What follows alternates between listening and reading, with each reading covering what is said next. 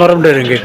कारण की दादा आता निवडणूक लागली जिल्हा परिषद पंचायत समितीची. तुमच्या गावचा जो उमेदवार पंचायत समितीला उभा आहे, काय वातावरण आहे लांडवडी गावचं? नाही चालणार. नाही सांगता यायचं. चालणार नाही. चालणार नाही हो. का बरं, का वाटतं चालणार नाही? तिथं गावचे सरपंच होते या कोण? अंकुश लांडे. मी पण सरपंच होतो. हां, मग काय तुम्हाला काय वाटतं की यांच्याकडून काय अपेक्षा ठेवली पाहिजे कामांची? तरी सरपंचांनी काय केलं, माझ्यानंतर माझ्या टायमामध्ये 3.5 रुपये पट्टी होती, त्या ठिकाणी 3,500 रुपये पट्टी केली. माझ्या टायमामध्ये 10 वर्ष 50 रुपये नळपट्टी होती, 1,000 रुपये नळपट्टी केली.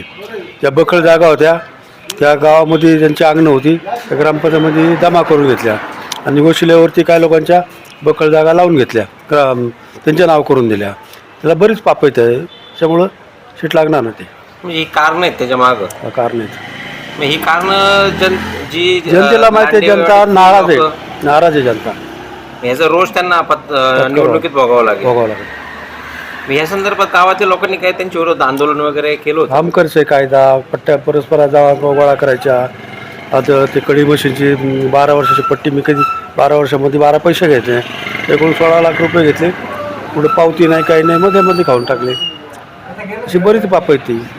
मग साधारणतः आता ह्या गावाला ओळखला तर खासदार आढळराव पाटलांच्या नावाने. साधारणतः दादा ज्या पक्षात असतील त्या पक्षामध्ये या गावसोबत धिक्य राहतं. काय वाटतं ह्या गावातून कोणत्या पक्षामध्ये धिक्य राहील? तर दादा कुठंच नाही ना. दादा सध्या शांत आहेत. शांती. आता ही जी लढत आहे पंचायत समितीची अंकुश लांडे विरुद्ध पेडगावचे सरपंच पोवळे, या दोघांपैकी तुम्हाला कोण वाटतं कोण भारी पडेल? पोवळेची. आणि जिल्हा परिषदेला जिल्हा परिषदला दरेकरताई आणि होलेताई आहेत, त्या दोघांमध्ये लढत दोघांमध्ये टप होईल. टप होईल.